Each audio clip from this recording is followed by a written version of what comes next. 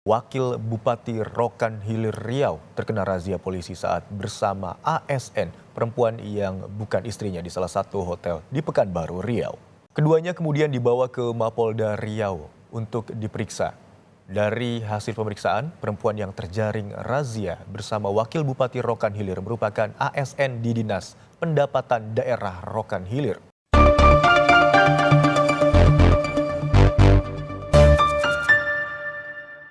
Berjumpa lagi dengan Om Ben, salam seger waras. Di saat perkembangan kasus Pak Joni G. Plate, kita nantikan perkembangannya. Malah berita yang tak kalah mengejutkan muncul ini. Ini kebetulan sama-sama kabar dari Nasdem. Tapi bukan mundur massal layaknya yang terjadi di Bali minggu kemarin. Ini soal kader Nasdem yang ngamar bersama perempuan yang bukan istri sahnya. Namanya Pak Sulaiman. Dan dia bukan kader sembarangan. Karena punya jabatan politik, yakni sebagai Wakil Bupati Rokan Hilir Riau. Gak nanggung-nanggung, Pak Sulaiman ini ngamar dengan perempuan yang bekerja sebagai ASN. Bisa dibilang itu anak buahnya sendiri. Oh alah Pak, sudah tahu Nasdem lagi ngadepin masalah besar, kok malah melakukan tindakan yang nambah bikin malu saja. Apa jangan-jangan Pak Wakil Bupati ini pusing mikirin kasus Pak Joni yang dugaan korupsinya bikin keledai geleng-geleng. Keledai geleng-geleng itu gimana coba? Keledai bodoh saja bisa geleng-geleng, apalagi kita. Nah, bisa jadi Pak Sulaiman ini ngelihat masa depan di Nasdem suram akibat perilaku Pak Menkominfo itu. Daripada pusing, pilih ngamar saja. Mbok ada empatinya dikit ke Pak Surya atau Pak. Duit 8 triliun itu besar. Mbok dibantu doa agar bagaimana.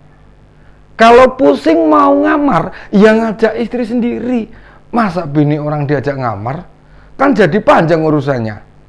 Kelakuan Anda itu bukan hanya menyebabkan Nasdem di Rokan Hilir hancur, tapi semua kader di sana hilang harapan.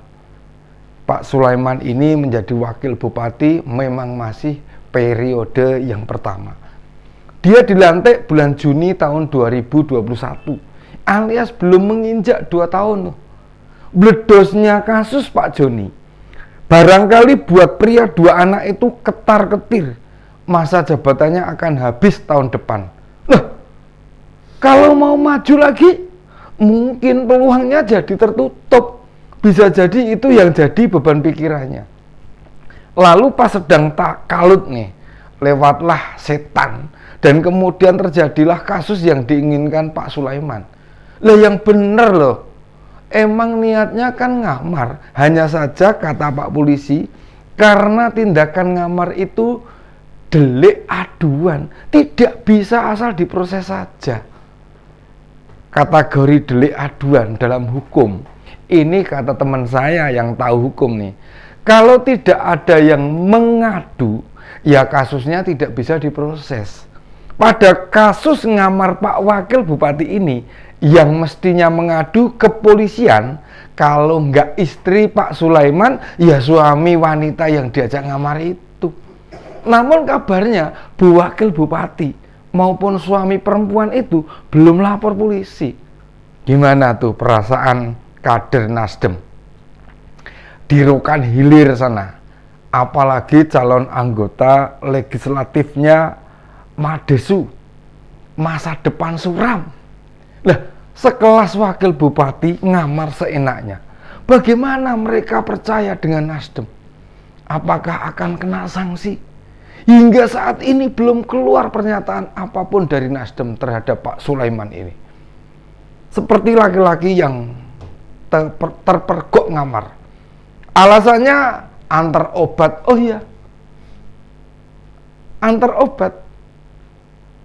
Sebetulnya itu bukan penggerebekan. Wong mereka ngamar di hotel besar, bukan hotel kelas rendahan. Mosok Pak Wakil Bupati ngamar cuma kelas sortim. bikin malu dong. Hanya saja nginep hotel mahal kok buat ngamar toh Pak. Kata Polda Riau. Sebenarnya mereka sedang operasi pemberantasan prostitusi online yang menjajakan diri lewat aplikasi. Nah, saat datang di sebuah kamar, loh, kok Pak Wakil Bupati, Pak Polisi yo kaget. Lah apa Pak Sulaiman mesan perempuan itu lewat aplikasi? Si perempuan ini ASN loh, bukan perempuan sembarangan. Pak Wakil berdalih, dia mengantar obat. Loh, Pak Polisi datang itu jam 23 loh Pak. Lagian yang Bapak datangi itu ASN bawahan Bapak.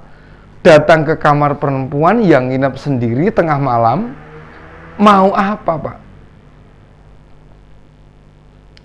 Cuma antar obat atau sekalian nobar Liga Champion. Wah, Bapak ini kalau bikin alasan kok nggak masuk akal. Ngapain juga antar obat?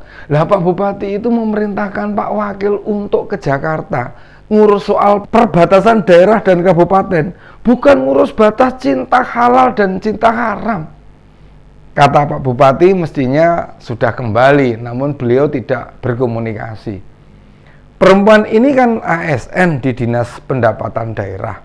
Ya, Kabupaten Rokan Hilir, anak buahnya Pak Wakil Bupati. Dulu sebelum Pak Sulaiman jadi pejabat, dia juga ASN di Dispenda juga. Artinya mereka teman lama. Apa jangan-jangan mereka bertemu mau membahas reuni pensiunan Dispenda kali ya? Membahas pensiunan kali ya? Pak Wakil ini saat di Dispenda pernah jadi kabid atau kepala bidang, namun bidangnya pendapatan dan pelayanan. Apa terbawa zaman jadi ASN?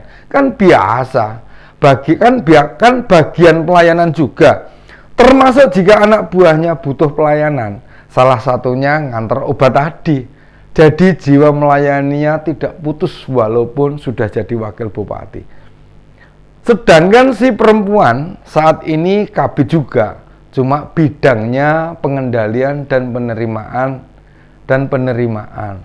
Oh iya, jadi sudah klop lah, gitu kan. Perempuan itu bidangnya penerimaan kok. Dia menerima layanan mau diberikan ke Pak Wakil Bupati, Pak Sulaiman itu. Anda itu sebetulnya pamit mau antar jemaah haji dari wilayah Anda ke Pekanbaru. Ngamarnya mereka berdua kayaknya sudah direncanakan. Soalnya si perempuan sudah nginep sehari sebelumnya. Lalu pas hari kejadian, Pak Sulaiman masuk hotel, tapi bukan di hotel yang sama dengan ibu itu. Pak Wakil nginep di hotel yang beda, meski masih di jalan yang sama. Mungkin terpusat beberapa kilometer kali ya. Soalnya saya tidak tahu tuh di Pekanbaru nih. Saya tidak tahu peta Pekanbaru. Apa malam-malam ibu itu nelpon Pak Wakil mengaku sakit sehingga diantarlah obat ke sana. Kok ibu itu tahu nomor Pak Sulaiman? Oh iya lupa, kan pernah satu kantor.